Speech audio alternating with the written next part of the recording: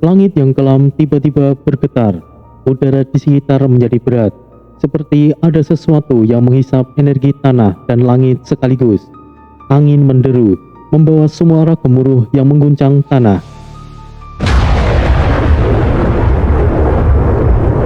Cahaya ungu berputar di udara, membentuk spiral yang semakin lama semakin besar. Dari dalamnya sebuah gerbang bercahaya muncul, bercampur dengan bayangan hitam yang menjalar seperti akar hidup. Energi gelap yang terang bercampur, menimbulkan aura yang begitu kuat hingga membuat para penduduk bayangan merasakan tekanan yang luar biasa. "Oh, apa itu?" gumam salah satu penduduk dengan suara yang gemetar. Rio berdiri di depan pasukannya. Matanya menyipit, menatap portal tersebut. "Kita belum pernah melihat gerbang seperti ini," ujar salah satu prajurit marah.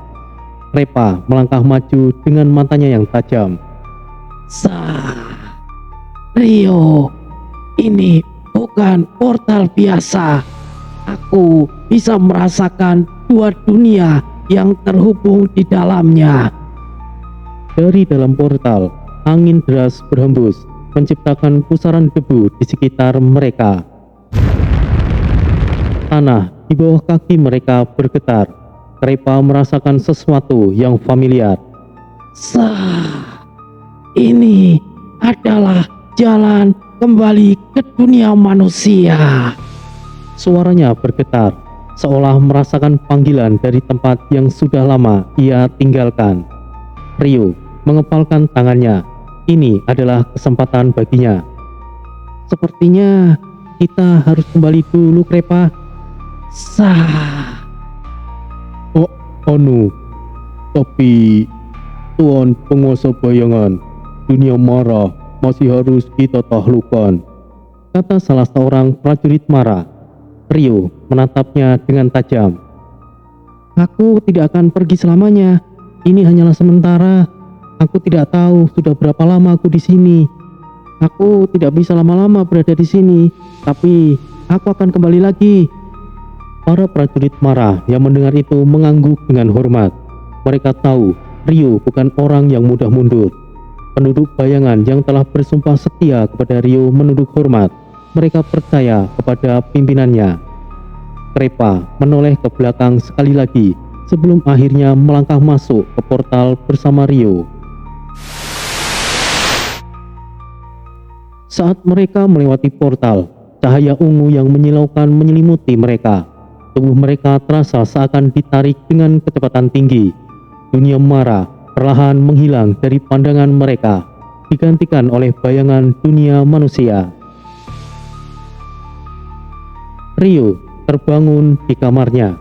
Udara malam yang sejuk menyelimuti tubuhnya, kontras dengan suhu panas dunia marah yang selalu dipenuhi energi kegelapan. Ia menghela nafas panjang. Akhirnya aku kembali juga. Aku kira aku telah menghabiskan waktu yang lama di dunia marah. Ternyata baru semalam. Tapi ini aneh. Aku merasakan sudah ada berapa lama di dunia marah ya. Entahlah, gumamnya lirih. Namun, sesuatu terasa berbeda. Tangannya masih terasa bergetar. Tubuhnya terasa lebih berat, dan di dalam dirinya ada kekuatan yang terus mengalir. Ia bukan lagi anak manusia biasa. Ia adalah penguasa kegelapan yang telah menaklukkan desa-desa di dunia marah. Sementara itu, Repa yang pada dasarnya bukan manusia, ia lebih banyak bersembunyi di balik bayangan, hanya muncul di saat-saat tertentu. Saat malam tiba, Repa muncul di belakang rumah Rio. Rio. Suaranya berat, lebih gelap dari sebelumnya. Rio menoleh ke arahnya. "Ada apa, Repa?" Aku ingin pergi ke suatu tempat, Rio." "Kemana? Kau mau pergi kemana, Repa?" Repa tersenyum samar, tetapi ada kilatan kebencian di matanya. Ke tempat di mana aku dulu selalu ditindas. Rio mengangkat alis. Kau ingin balas dendam, Krepa? Krepa tidak menjawab, tetapi Rio bisa melihat jawaban itu dari mata sahabatnya. Setelah beberapa detik hening, Rio akhirnya berkata, "Baiklah, aku akan menemanimu, Krepa." Malam itu, dua sosok yang telah kembali dari dunia mara berjalan di bawah cahaya bulan menuju tempat di mana masa lalu Krepa akan dibayar lunas dengan darah.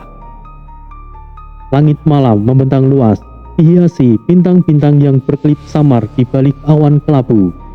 Angin dingin berhembus pelan, menggoyangkan dedaunan dan menciptakan suara gemerisik yang nyaris tidak terdengar.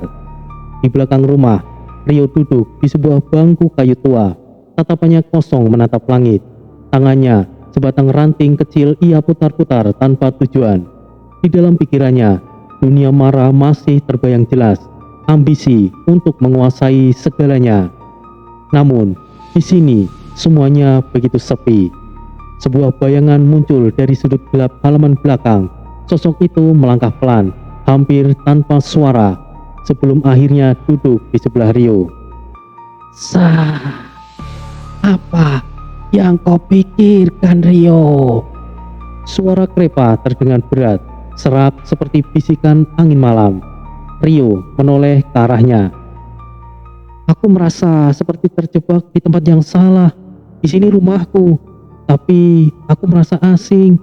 Namun di dunia mara, tempat yang tidak aku ketahui, justru malah aku merasa itu seperti aku lebih nyaman di sana. Entahlah, aku sendiri juga bingung, Krepa. Mungkin karena kau merasa bukan bagian dari dunia ini lagi, Rio. Sama seperti halnya diriku, di mana aku berasal. Aku merasa asing, tapi tidak di sini. Sunyi sejenak. Angin berhembus lebih kencang, membawa suara gemuruh dari kejauhan. Rio akhirnya menoleh ke arah Krepa. Apa yang akan kita lakukan di sini, Krepa? Kita tidak bisa lama-lama berada di dunia manusia tanpa melakukan sesuatu. Aku tahu. Itulah sebabnya aku ingin pergi ke suatu tempat malam ini, Rio. Baiklah, Krepa, tapi kau yakin ingin ke sana? Pasar gaib, tempat di mana aku biasanya mencari sisa kotoran. Rio diam sejenak, memproses kata-kata itu. Ia menghela nafas sebelum menjawab. Jadi, kau akhirnya akan kembali ke tempat itu, Krepa?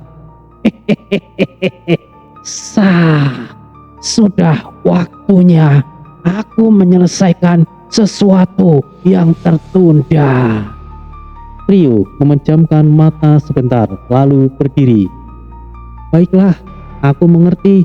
Ayo kita pergi, Krepa.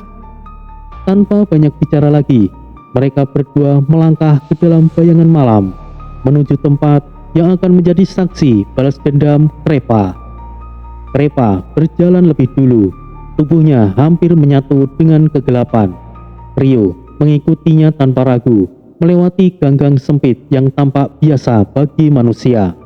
Namun, semakin jauh mereka berjalan, suasana mulai berubah.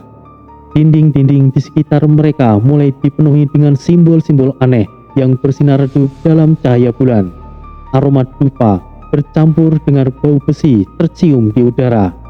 Rio memperhatikan sekelilingnya dengan seksama. Tempat ini masih sama seperti terakhir kalinya aku datang mencarimu, Krepa. Krepa tidak menjawab. Ia terus berjalan hingga mereka tiba di depan sebuah lorong yang tampak gelap pekat. Di ujung lorong itu ada sesuatu yang tidak bisa dilihat oleh mata manusia biasa. Sebuah gerbang yang tidak kasat mata. Krepa menyentuh udara di depannya dengan dua jari. Udara sekitar bergetar, seperti ada listrik yang menyambar di sekeliling mereka. Sebuah celah terbuka memperlihatkan suasana pasar di baliknya. Saat mereka melangkah masuk, suasana langsung berubah. Di depan mereka, sebuah jalan setapak berbatu membentang di antara kios-kios yang dipenuhi dengan makhluk-makhluk aneh. Cahaya lentera berwarna keunguan menggantung di udara, menerangi tempat itu dengan aura mistis. Teriakan pedagang menggema di segala arah. Darah peri, segar dan penuh energi. Jimat perlindungan dari roh kuno hanya ada satu di dunia ini. Kemarilah, belilah. Pedang terkutuk dari abad ke-8, dijamin bisa membunuh tanpa meninggalkan jejak. Kemarilah, ini barang istimewa. Rio mengamati sekelilingnya dengan tenang, sementara Krepa berjalan dengan langkah yang mantap. Di tengah hiruk-pikuk pasar, ada satu tempat yang menarik perhatian Krepa, sebuah sudut gelap di mana beberapa makhluk berkumpul. Rio menatap Krepa sekilas dan berbicara pelan. Kau ingin membalas dendam dengan mereka, Krepa? Sah, mereka yang dulu menganggapku lemah, kini mereka akan menerima akibatnya. Mata Rio menyipit, lalu ia menyeringai kecil. Kalau begitu, kita pastikan mereka tidak akan pernah lupa siapa yang mereka hina dulu, Krepa. Sah. Dengan langkah yang penuh tekad, Krepa dan Rio berjalan menuju sudut gelap tersebut, tempat di mana malam itu darah akan mengalir. Saat Krepa dan Rio melangkah lebih jauh ke dalam lorong-lorong pasar, suasana semakin sunyi. Lentera-lentera berkelap-kelip, seolah merasakan kehadiran sesuatu yang berbahaya. Udara mulai terasa berat, dingin, dan penuh ketegangan. Di antara kios-kios yang menjual benda-benda terkutuk, beberapa makhluk supranatural mulai memperhatikan mereka. Beberapa menoleh dengan mata menyipit, sementara yang lain saling berbisik, seolah mengenali sosok yang baru saja datang. Tiba-tiba, tawa sinis terdengar dari sisi kanan. Tidak salah lagi. Lihat siapa yang datang ke tempat ini lagi. Rio menghentikan langkahnya. Krepa yang berjalannya di depan menegang seketika. Dari arah sebuah kios besar yang dihiasi tengkorak dan rantai besi, muncul sosok makhluk raksasa dengan tubuh yang besar. Kulitnya tebal dan bersisik, matanya merah menyala, dan gigi taringnya mencuat keluar. Di belakangnya, beberapa makhluk lainnya tertawa sambil menunjuk ke arah Krepa. Tikus kecil yang dulu suka kami jadikan mainan akhirnya kembali. Suaranya berat, sosok besar itu menggema di pasar. Rio melirik ke arah Krepa dan melihat sesuatu yang berbeda di wajahnya. Tidak ada ketakutan, tidak ada kecemasan, hanya mata yang penuh dendam dan kebencian. Sosok besar itu melangkah maju, suaranya semakin mengejek. Hei, anak tikus, dulu kau hanya bisa lari, memohon ampun, bersembunyi di bawah meja sambil menangis. Apakah kau masih tikus kecil yang sama? Krepa tidak langsung menjawab. Dia hanya berdiri diam. Kedua tangannya mengepal. Jari-jarinya gemetar bukan karena takut, tetapi karena amarah yang tidak terbendung. Rio menyadari sesuatu. Dulu, Krepa adalah makhluk yang selalu ditindas, dipermainkan, dan dihina. Dia lemah, tidak bisa melawan, tapi itu semua sudah berubah. Dan malam itu, pasar gaib akan menjadi saksi perubahan itu. Sah. Kau tahu, aku bukan Krepa yang seperti dulu. Krepa mengangkat wajahnya, dan senyuman mengerikan terukir di bibirnya. Senyuman yang tidak mengandung kebahagiaan, hanya kegilaan, amarah, dan kebencian yang telah lama ia pendam. Dalam sekejap, gelombang energi kegelapan meledak dari tubuhnya. Udara bergetar hebat, dan lantai pasar bergetar seperti ada gempa. Lentera-lentera berayun liar, beberapa pecah berkeping-keping.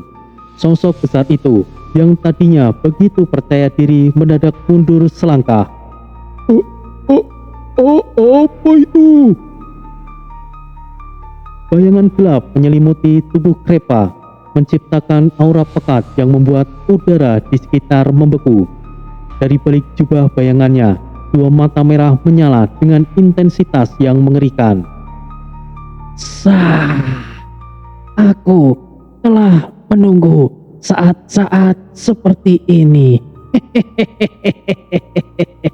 Suara Krepa terdengar lebih dalam, lebih dingin, dan lebih mengancam. Sosok besar itu menggeram, mencoba menyembunyikan rasa takutnya. Kau pikir hanya karena kau punya sedikit kekuatan, kau bisa melawanku, tikus kecil? Sosok itu mengayunkan tinjunya yang sebesar kepala manusia. Tanah retak saat tinjunya menghantam lantai, menciptakan lubang besar, tapi Krepa tidak ada di sana. Dalam kecepatan yang mustahil, Krepa sudah muncul di belakangnya. Dengan satu ayunan cakar bayangan, punggung sosok itu koyak, darah hitam menyembur keras ke tanah. Sosok besar itu meraung kesakitan, matanya melebar karena tidak percaya. Pasar yang tadinya dipenuhi dengan tawa dan obrolan berubah total. Makhluk-makhluk supranatural mulai berlarian menjauh, ketakutan melihat amukan yang sedang terjadi. Rio berdiri diam, menyaksikan semuanya tanpa berniat menghentikan Krepa. Ia tahu ini adalah pertempuran yang harus diselesaikan sahabatnya sendiri. Kalian semua dulu menertawakan aku, memukuliku. Kalian semua dulu menjadikan aku hiburan. Sekarang kalian akan menerima akibatnya. Sekarang aku akan membuat kalian menyesal karena pernah menyakitiku. Suara Krepa kini bergetar oleh kemarahan. Dalam satu gerakan cepat, Krepa menghilang lagi dan muncul di depan makhluk lain, salah satu yang dulu sering menendangnya seperti bola. Tidak, tolong! Satu tendangan Krepa menghancurkan rahang makhluk itu, membuatnya terpental hingga menabrak kios, menghancurkannya seketika. Sosok besar itu yang terluka berusaha kabur, tetapi sebelum ia sempat melangkah lebih jauh,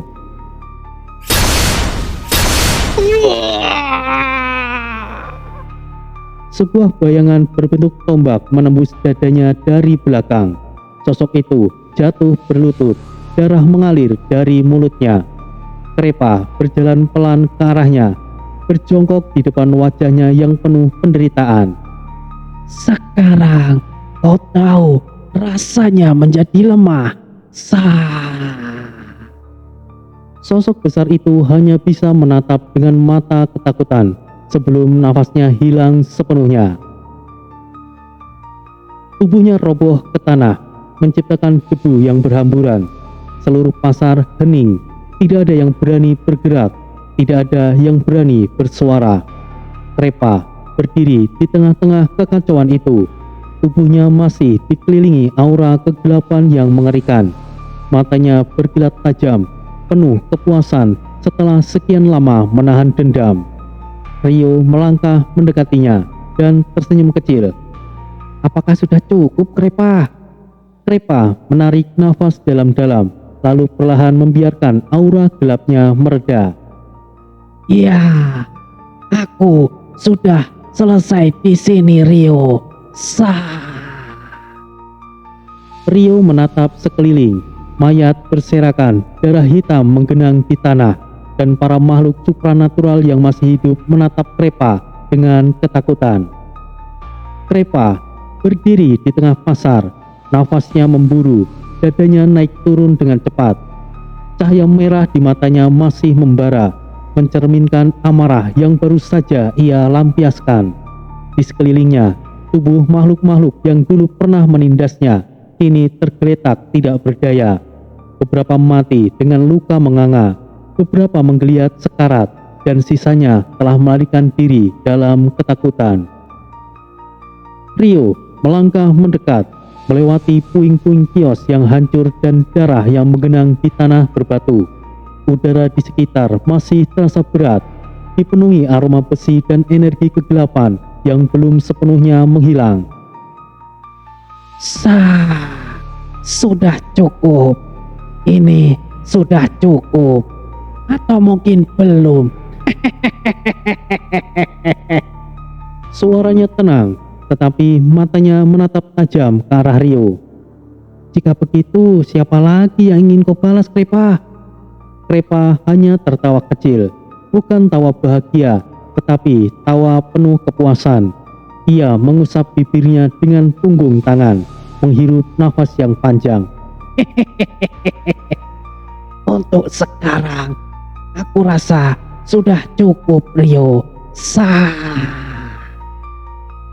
Namun, sebelum mereka bisa pergi, sesuatu terasa aneh. Udara tiba-tiba berubah, angin dingin bertiup tanpa arah, membawa suara bisikan samar yang terdengar dari segala penjuru pasar. Lentera-lentera yang masih menyala berkedip-kedip sebelum akhirnya padam satu persatu. Tanah bergetar pelan.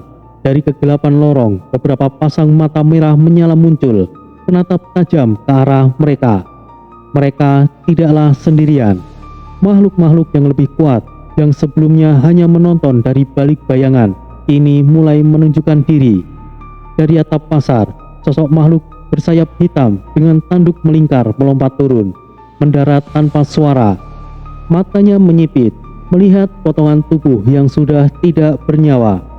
Di sisi lain, dari kegelapan lorong yang sempit, siluet tinggi berkerudung muncul.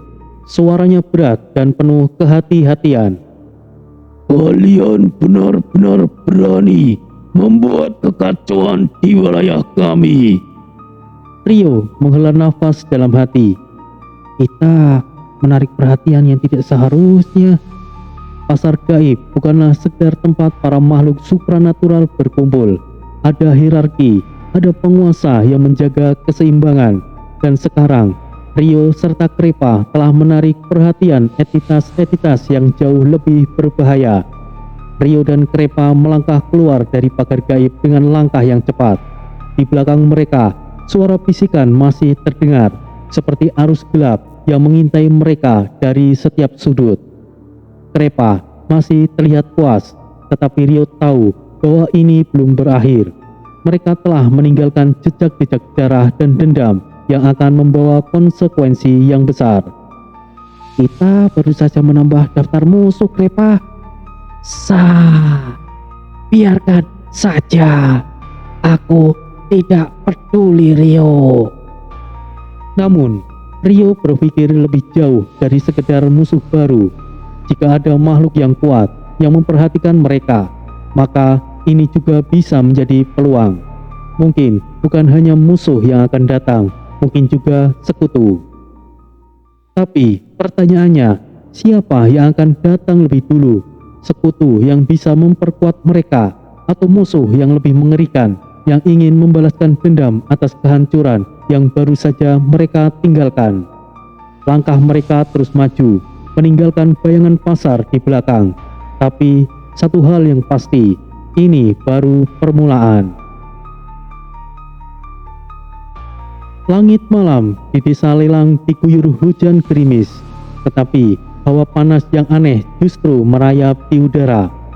Malam yang seharusnya sunyi berubah menjadi penuh kecemasan. Di salah satu rumah yang berada di tepi desa, seorang wanita menangis histeris di ambang pintu rumahnya. Anakku hilang. Suara ceritanya memecah keheningan, menggema di antara rumah-rumah kayu yang berdiri rapat. Beberapa warga yang masih berjaga segera berlari menghampiri. Cahaya obor berkedip-kedip menerangi wajah-wajah yang dipenuhi kecemasan. Pak Amin yang sedang duduk di beranda rumahnya segera bangkit begitu mendengar keributan. Dengan langkah yang tergesa, ia menuju rumah tempat kegaduhan berasal. Siti, tenang dulu, ceritakan dengan jelas. kapan terakhir kali kau melihat anakmu? Suara Pak Amin berusaha tetap tenang, tetapi matanya menyiratkan kekhawatiran yang mendalam. Siti, wanita yang kehilangan anaknya, terisak. Malam ini, sebelum tidur, aku melihatnya masih di kamarnya. Tapi saat aku bangun, jendela terbuka dan dia tidak ada di sana. Seorang lelaki tua dengan wajah keriput yang dikenal sebagai Pak Rasman mengelus janggutnya dan bergumam. Ini tidak beres. Ini mengingatkanku pada kejadian dulu saat Abah Somad masih ada. Orang-orang di sekitar menelan ludah. Mereka semua tahu apa yang dimaksud oleh Pak Rasman dahulu. Ketika seseorang hilang secara misterius, Abah Somad adalah satu-satunya yang bisa menyelesaikan masalah itu. Pak Amin menarik nafas panjang. Hatinya bergejolak. Dia bukanlah Abah Somad. Dulu, kakaknya bisa berbicara dengan makhluk halus, mengusir roh jahat, dan melindungi desa dari gangguan spiritual. Tapi dirinya, ia hanyalah pria biasa yang tidak memiliki kemampuan apapun untuk menghadapi kejadian seperti itu. Amin, kita harus melakukan sesuatu, seru seorang warga. Benar, kita tidak bisa membiarkan hal ini terjadi lagi. Kau adalah saudara Abah Somad. Pasti kau tahu sesuatu kan, Min? Pak Amin meremas jemarinya. Apa yang bisa ia lakukan? Di tengah keributan itu, seorang lelaki muda dengan pakaian basah kuyup tiba-tiba muncul. Nafasnya tersengal. Aku dari desa sebelah. Kalian harus tahu sesuatu, katanya terengah-engah. Warga segera mengerumuninya. Ada apa? Apa yang terjadi di sana? Lelaki itu menelan ludah sebelum berkata dengan suara yang bergetar.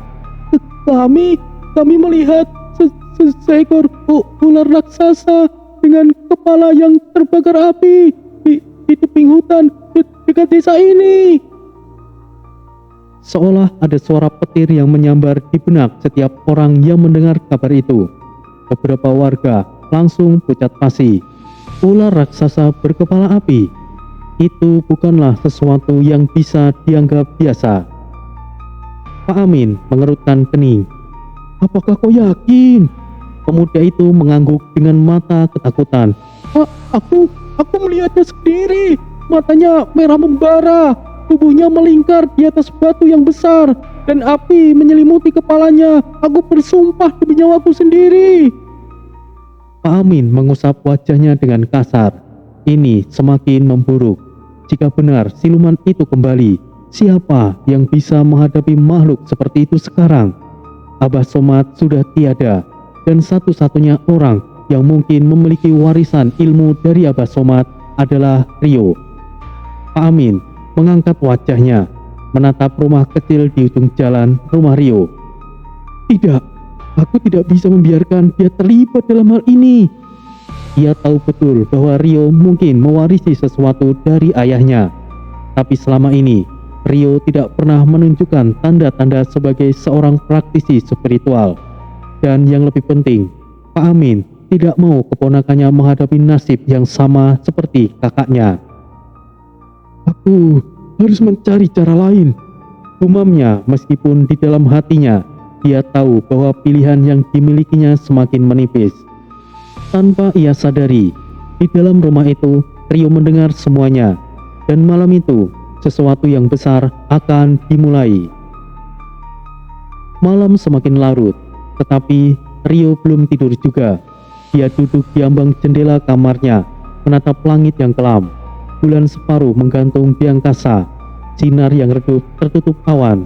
Udara malam terasa aneh, tidak sejuk seperti biasanya, melainkan membawa berat yang membuat tengkuk merinding. Dari kejauhan terdengar suara gemuruh pelan di langit. Awan hitam menggulung, menyiratkan tanda yang buruk. Lalu, di telinganya menangkap suara-suara dari luar, percakapan warga di rumah Pak Amin yang masih berlangsung. Rio mempersempit matanya, lalu ada gerakan ringan. Ia turun dari tempat tidurnya dan melangkah mendekati jendela. Suara-suara itu semakin jelas. Di depan rumah Pak Amin, beberapa warga masih berdiri dalam lingkaran kecil, berbicara dengan nada khawatir. Cahaya obor menerangi wajah-wajah cemas mereka. Aku bersumpah, aku melihatnya sendiri. Makhluk itu ada di tepi hutan sebelum anak Siti menghilang. Kalau itu benar, itu siluman ular. Kita semua dalam bahaya. Dulu hanya Abah Somad yang bisa menangani hal seperti ini. Sekarang kita tidak punya siapa-siapa. Pak Amin, kau adalah saudara Abah Somad. Kau pasti tahu sesuatu yang bisa membantu kami. Pak Amin hanya menghela nafas berat. Aku tidak bisa. Aku bukanlah Somad. Tapi si Rio, dia anak Abah Somad bukan? Mungkin dia itu bisa. Tidak, Rio hanyalah anak biasa. Aku tidak akan membiarkan dia terlibat dalam hal ini. Suara Pak Amin memotong tajam. Suasana mendadak hening. Beberapa warga saling bertukar pandang, lalu menundukkan kepala. Tahu bahwa Pak Amin tidak akan mengizinkan Rio berurusan dengan hal tersebut. Akan tetapi, Rio yang berada di balik bayangan telah mendengar semuanya. Rio melirik ke belakang, melihat sosok makhluk berbentuk bayangan duduk di sudut ruangan. Ia adalah Krepa. Sosoknya yang menyerupai kabut gelap bergerak sedikit, lalu dari balik bayangan sepasang mata merah menyala. Rio, ini sepertinya menarik. Mereka bicara tentang siluman ular, makhluk yang menakutkan, yang meneror desa. Bukankah ini kesempatan yang sempurna, Rio? Krepa berbisik dengan suara yang licik. Rio tetap diam, tidak langsung menanggapi. Krepa tertawa pelan. Ayolah Rio, kau sendiri pasti penasaran bukan? Kita bisa menguji kekuatan kita di dunia ini. Kita bisa menghabisinya sebelum siapapun menyadari kehadiran kita. Rio menarik nafas yang panjang. Ia tahu Krepa tidak pernah peduli dengan moralitas atau warga desa. Bagi Krepa, ini hanyalah permainan. Namun bagi Rio, ini bukan sekedar pertarungan biasa. Jika siluman ular itu benar-benar makhluk yang dulu ditaklukkan oleh Abah Somad, maka ini juga merupakan warisan tanggung jawabnya. Rio mengepalkan tangan. Kita akan selesaikan ini diam-diam, Krepa. Itu baru Rio yang aku kenal. Tanpa suara, Krepa menghilang ke dalam bayangan. Rio pun berdiri, meraih jaketnya, lalu melangkah keluar dari kamar. Langit malam masih pekat, dan udara dingin menyelimuti desa. Tidak ada yang tahu bahwa dua sosok akan segera berburu dalam kegelapan. Langit malam semakin pekat ketika Rio dan Krepa menyelinap keluar dari desa. Melangkah menuju tebing hutan yang dipercaya sebagai sarang siluman ular. Angin malam berembus perlahan, membawa hawa dingin yang menusuk hingga ke tulang. Tidak ada suara burung malam, tidak ada jangkrik, hanya keheningan yang mencekam. Langkah Rio terhenti sejenak ketika dedaunan kering di tanah berdesir sendiri. Padahal angin tidak bertiup ke arah mereka. Krepa yang berjalan di sampingnya melirik ke kanan kiri dengan waspada.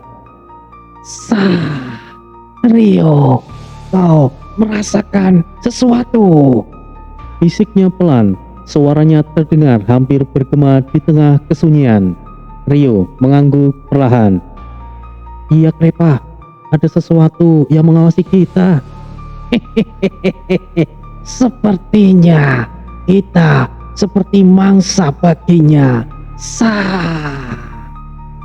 Krepa terkekeh dengan menyeramkan. Kita lihat saja nanti Krepa, siapa pemburu dan siapa mangsanya. Udara semakin menyesakkan, seolah-olah hutan itu memiliki kesadarannya sendiri, menolak kehadiran mereka. Semakin dalam mereka melangkah, semakin terasa hawa aneh yang menyelimuti tempat tersebut. Di sekitaran mereka, Pepohonan tua berdiri kokoh, tetapi banyak yang memiliki bekas luka bakar. Batang-batang kayu menghitam, beberapa masih menyisakan bau hangus yang samar. Sepertinya api gaib telah membakar tempat itu sebelumnya. Suara gemuruh kecil terdengar dari dalam hutan, seperti sesuatu yang bergerak di kejauhan. Krepa mengendus udara perlahan, lalu menyeringai. Sah, aku bisa mencium bau sesuatu. Ini bukan ular biasa, Rio. Rio tetap tenang, meskipun ia bisa merasakan detak jantungnya mulai meningkat. Kita akan lihat seberapa kuat makhluk ini, Krepa. Tiba-tiba suara desisan panjang memecah keheningan, menggema dari dalam kegelapan hutan. Krepa dan Rio langsung menghentikan langkah mereka. Tubuh mereka mulai menegang. Tanah di sekitar bergetar. Di balik pepohonan yang gelap, sepasang mata merah menyala muncul, menatap mereka dari kegelapan. Suara gesekan yang berat terdengar, seolah ada sesuatu yang sangat besar sedang bergerak di antara pepohonan. Dedaunan yang berguguran, ranting-ranting patah, dan kemudian sebuah semburan api tiba-tiba melesat ke udara, menerangi sekeliling selama beberapa detik. Dalam cahaya itu, nampak sosok makhluk raksasa yang melingkar di antara pepohonan. Ia adalah siluman ular berkepala api. Tubuhnya besar, panjangnya entah berapa meter, tetapi cukup untuk membelit beberapa pohon sekaligus. Sisiknya menghitam seperti arang, dan setiap gerakannya meninggalkan jejak bara yang membakar tanah di bawahnya. Api berkobar di kepalanya, seperti mahkota yang hidup, menyala terang dalam gelapnya malam. Kepalanya terangkat tinggi, memperlihatkan taring tajam yang berkilauan. Nafasnya berat, menghembuskan asap yang berbau belerang dan kematian. Suara desisanya mengguncang udara, membuat dedaunan di sekitar mereka bergetar. Krepa menyeringai, matanya menyala dengan kegembiraan sadis. Akhirnya muncul juga. Sah. Rio menarik nafas dalam, matanya menyipit tajam. Hati-hati, Krepa. Ia bukan musuh biasa. Malam itu, perburuan akhirnya dimulai. Tanah bergetar hebat saat ekor raksasa siluman ular menghantam tanah dengan kecepatan yang luar biasa. Pohon-pohon tumbang, akar-akar mencuat dari tanah, menciptakan kehancuran di sekelilingnya. Hembusan angin panas dari tubuhnya membuat dedaunan kering berterbangan seperti abu. Krepa melesat ke belakang, tubuhnya berkelebat di antara bayangan, menghindari hantaman maut itu dengan mudah. Sah.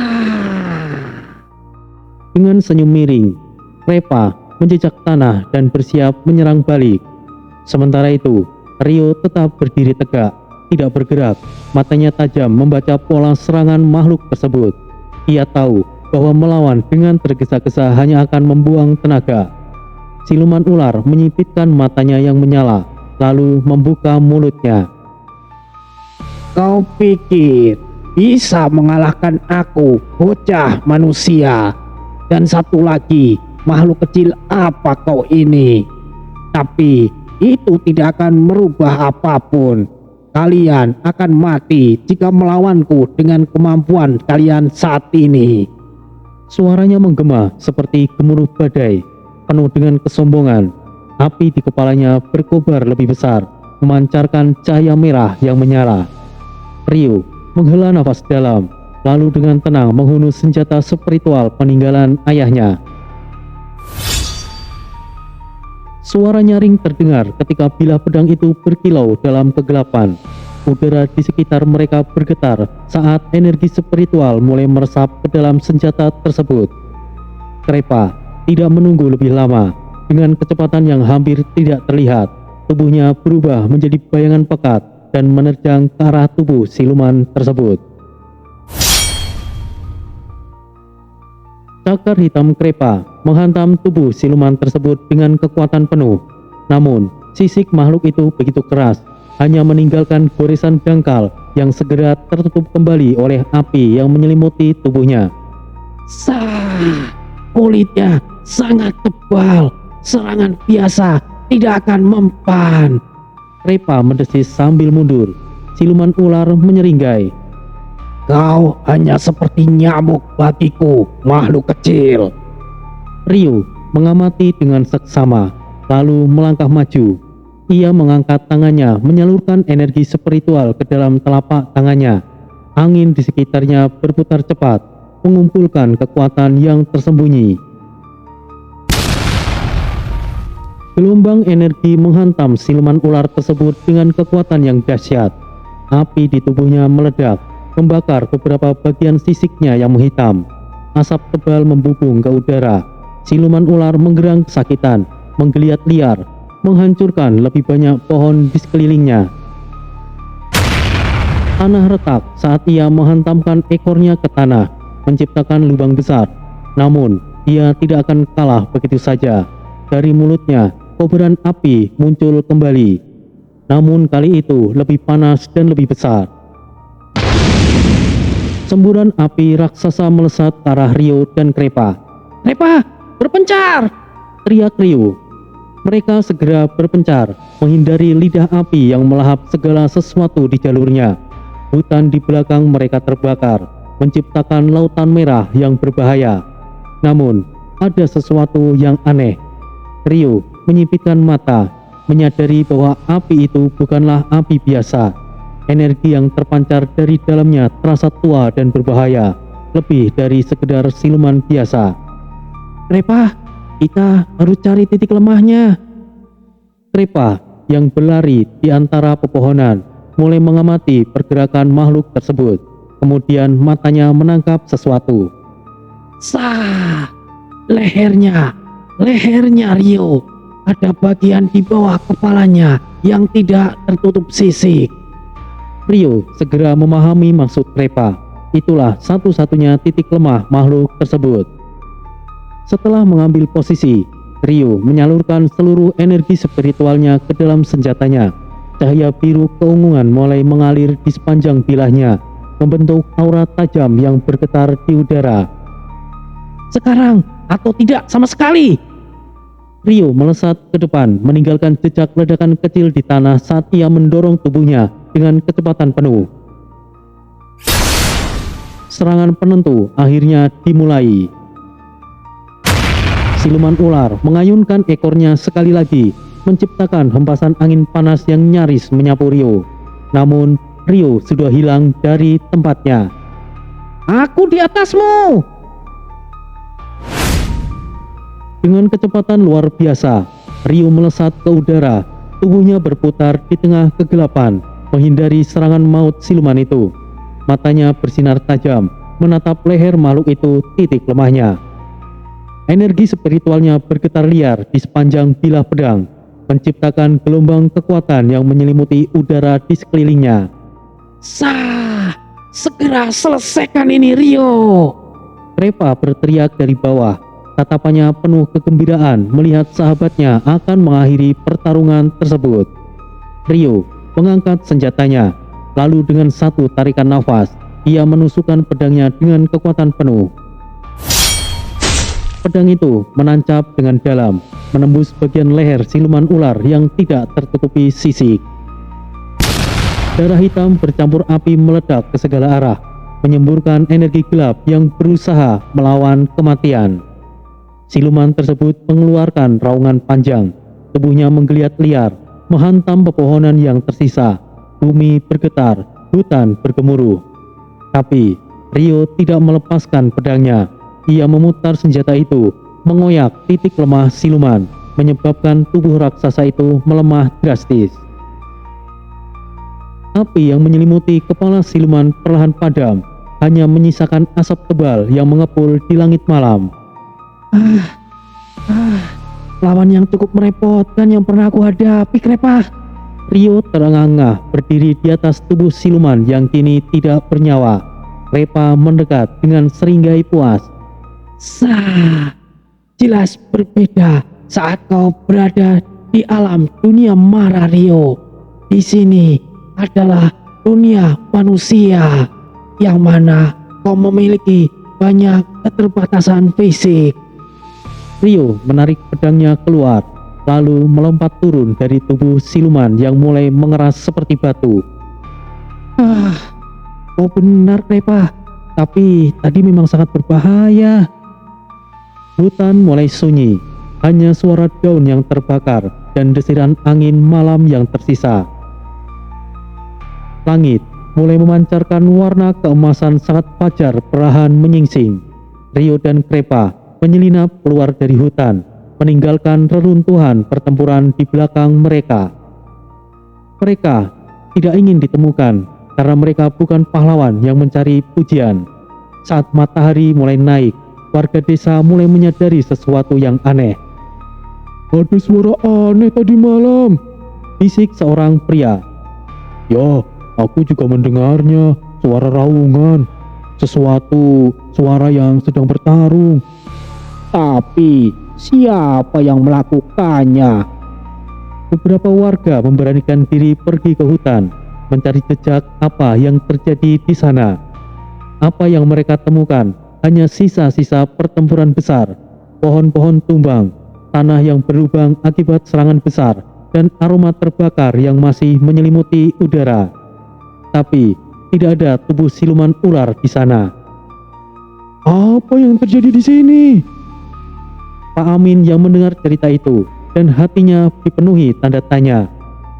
Apakah ini ulah Rio? Pikirnya dalam hati, matanya menyipit, mencoba mencari jawaban. Namun, saat ia menemui keponakannya, Rio hanya bersikap biasa. Rio tersenyum kecil, acuh tak acuh, seolah tidak tahu apa-apa. Namun, misi telah berhasil. Desa selamat dan mereka tetap menjadi pahlawan dari bayangan. Fajar menyingsing di desa Lelang. Kabut tipis masih menggantung di antara pepohonan, menyelimuti desa yang mulai kembali ke kehidupan normal. Burung-burung berkicau dari dahan-dahan tinggi, seakan menyambut pagi yang damai setelah malam yang mencengkam.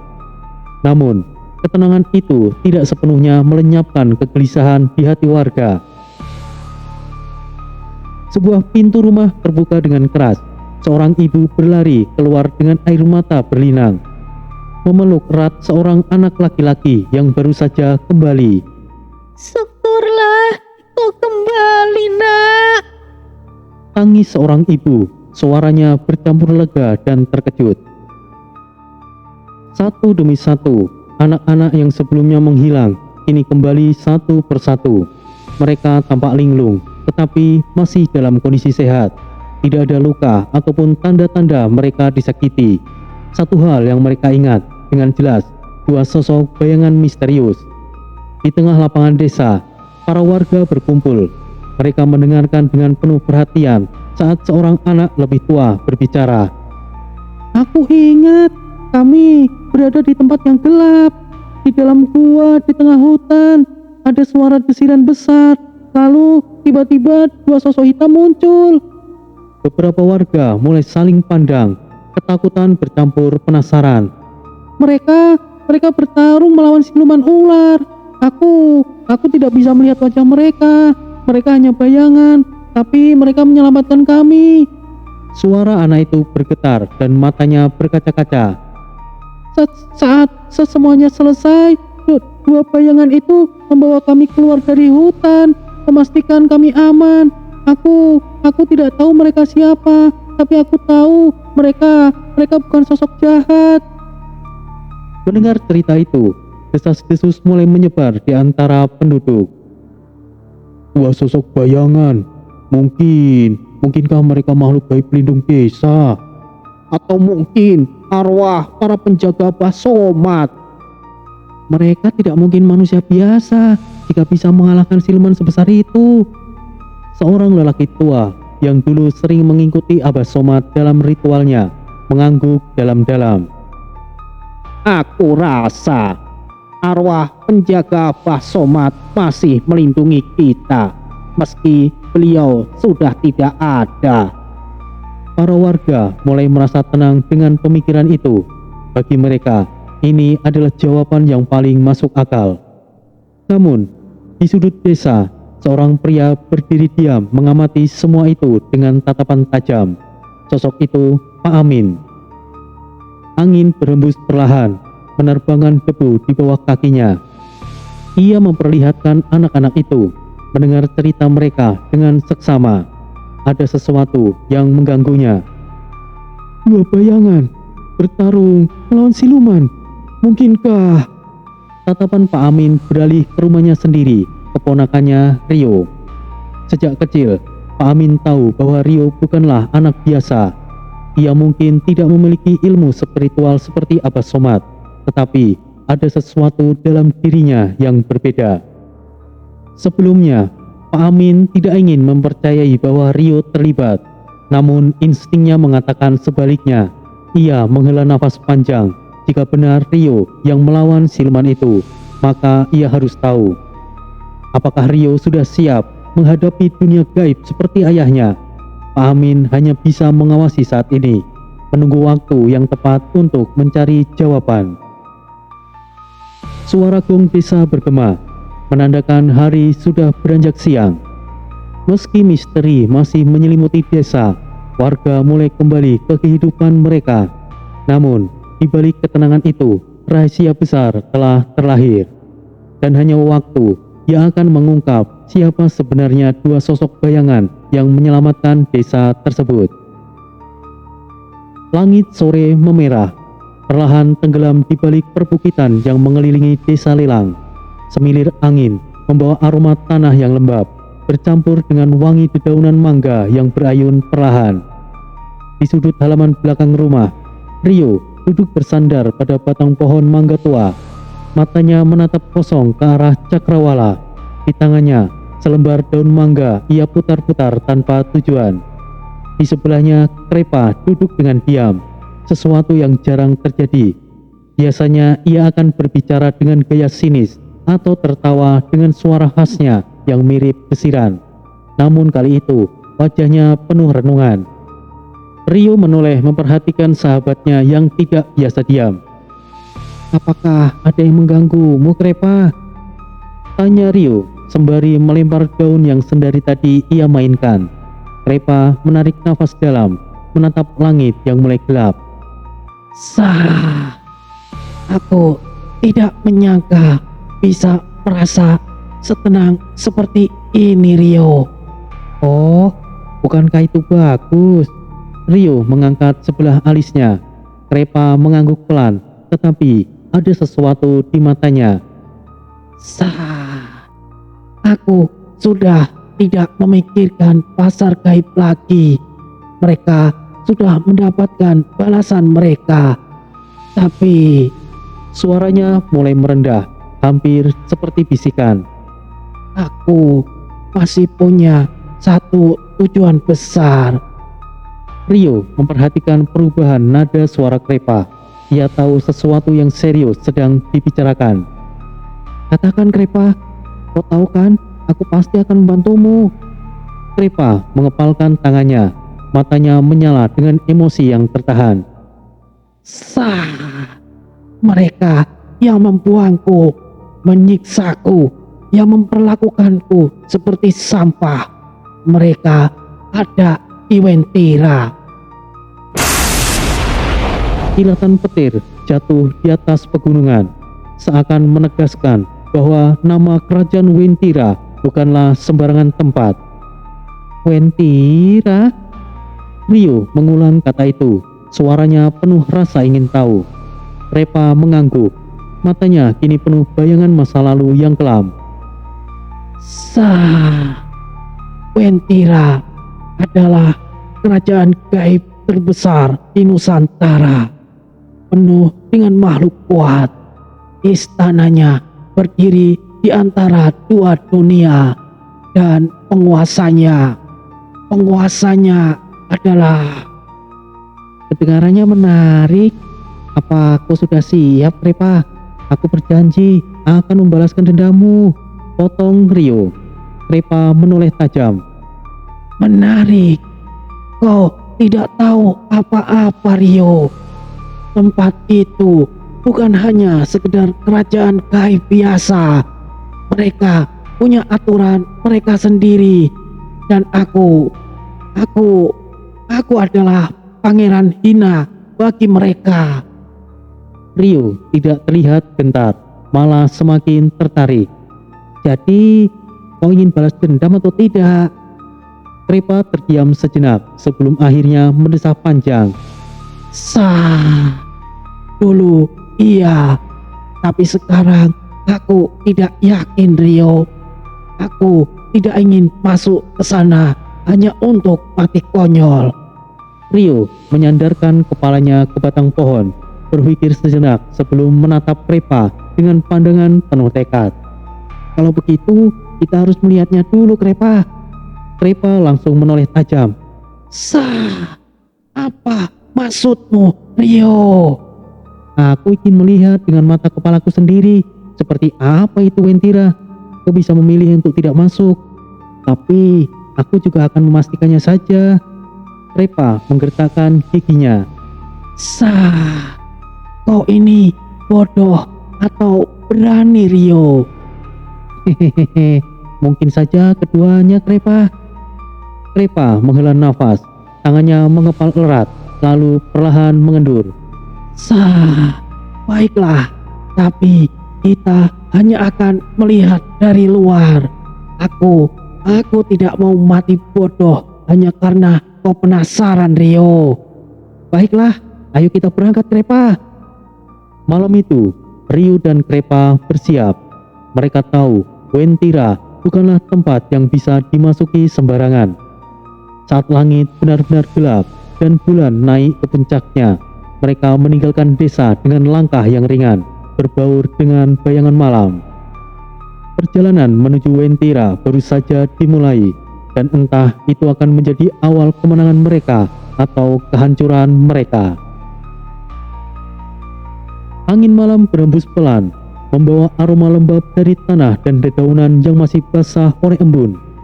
Rio dan Krepa berjalan menelusuri jalur yang semakin gelap, melewati dimensi spiritual yang memisahkan dunia manusia dan Wentira. Saat langkah mereka semakin jauh dari desa Lelang, bayangan di sekitar mulai berubah. Udara menjadi lebih pekat. Terasa berat seolah waktu melambat di sekitar mereka. Kau merasakan itu, Krepa? Krepa mengangguk, tubuhnya menegang. Ini bukan seperti perbatasan biasa. Kita sudah dekat dengan sesuatu yang lebih besar, Rio. Tiba-tiba udara bergetar. Cahaya kemasan muncul di depan mereka, menciptakan celah di udara. Dalam sekejap, celah itu melebar menjadi sebuah gerbang bercahaya yang menghisap mereka masuk. Rio dan Krepa menghilang dari dunia manusia. Saat Rio membuka matanya, mereka telah berdiri di tengah pasar gaib Wentira, sebuah tempat yang jauh berbeda dari pasar-pasar gaib lain yang pernah mereka kunjungi. Pasar itu luas, teratur, dan bersih. Jalanan dipenuhi makhluk gaib dari berbagai ras, berjalan dengan tenang, seolah berada di sebuah kota yang megah. Tidak ada suara pertarungan brutal, tidak ada teriakan penuh dendam seperti di pasar gaib lainnya. Namun, di balik kedamaian itu, ada sesuatu yang membuat Krepa semakin tegang. Rio, ini tempat yang berbeda. Rio menoleh memperhatikan ekspresi Krepa yang kini pucat. Apa yang membuatmu begitu takut, Krepa? Ada aku di sini. Krepa menggigit bibirnya, menatap ke arah bangunan-bangunan besar di sekitaran mereka. Mereka bukan sekedar makhluk gaib biasa, Rio. Mereka adalah kaum elit. Para penghuni Wentira memiliki kekuatan jauh di atas yang pernah kita temui. Belum lagi yang ada di dalam istana. Rio mengamati sekeliling dengan lebih serius. Benar saja, ada aurora energi yang halus melapisi hampir semua penghuni pasar itu. Itu bukan sekedar energi gaib biasa, tetapi sesuatu yang jauh lebih matang dan berbahaya. Mereka bukan sekedar entitas supranatural, mereka adalah bangsawan dari dunia gaib. Setelah berjalan lebih jauh, mereka tiba di sebuah gerbang raksasa yang berkilauan emas. Gerbang itu memancarkan cahaya yang menekan, seolah menilai siapapun yang mendekatinya. Kita tidak boleh mendekat lebih jauh, Rio. Krepa tiba-tiba berhenti, tubuhnya sedikit gemetar. Rio menoleh padanya dengan tatapan serius. Krepa, apa yang terjadi padamu? Krepa menatap gerbang itu dengan mata penuh kenangan lama. Aku pernah berada di balik gerbang itu, Rio. Aku dibuang, aku ditolak, aku bukan bagian dari mereka lagi. Suasana di sekitar mereka terasa semakin sunyi. Energi di balik gerbang terasa sangat padat, begitu pekat hingga Rio sendiri bisa merasakan menekan dadanya. Rio bukan tipe yang mudah merasa takut, tetapi untuk pertama kalinya sejak ia mendapatkan kekuatan, Rio merasa bahwa mereka belum siap. Rio mengepalkan tangannya, menahan dorongan untuk menerobos gerbang tersebut. Sekarang bukan waktunya, Gumam Rio pelan. Krepa menoleh sedikit terkejut. Kau akan mundur, Rio. Itu lebih baik. Hehehe, tidak, aku hanya memilih waktu yang tepat, Krepa. Angin bertiup kencang, membawa aura yang semakin menekan. Rio tahu bahwa jika mereka masuk sekarang, mereka tidak akan keluar hidup-hidup. Kita akan kembali lagi, Krepa. Kali ini kita datang hanya untuk memastikan, tapi berikutnya aku berjanji aku akan membawamu masuk dan mendapatkan keadilan untukmu, Krepa. Krepa menatap Rio dengan ekspresi tak terbaca sebelum akhirnya mengangguk pelan. Baiklah, terima kasih, Rio. Kau memang temanku yang baik. Dengan berat hati, mereka berbalik meninggalkan gerbang megah tersebut. Namun, jauh di dalam istana Wentira, ada mata yang memperhatikan mereka. Seseorang atau sesuatu telah menyadari kehadiran mereka. Mereka belum tahu, tapi Wentira juga telah mengingat nama mereka, dan ini baru permulaan. Langit malam membentang luas di atas desa Lelang. Udara dingin menusuk kulit. Angin bertiup pelan, membawa suara dedaunan yang bergesekan satu sama lain. Di halaman belakang rumahnya, Rio berdiri diam, menatap langit dengan tatapan kosong. Pikirannya melayang jauh. Dunia manusia terasa begitu sempit sekarang. Ia bukan lagi Rio yang dulu. Krepa muncul dari bayangan. Tubuhnya perlahan membentuk di bawah sinar bulan. Aku tahu ini akan terjadi cepat atau lambat. Sudah saatnya, Krepa.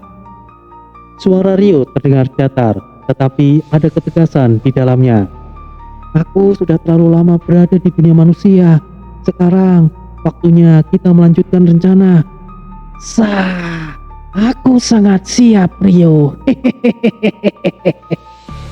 Rio mengangkat tangannya. Dalam sekejap, udara di sekitar mulai bergetar. Pusaran energi hitam berputar di hadapan mereka, menciptakan lingkaran gelap yang terus membesar. Cahaya pekat berputar di dalamnya, bagaikan lubang tak berdasar yang menghubungkan dua dunia.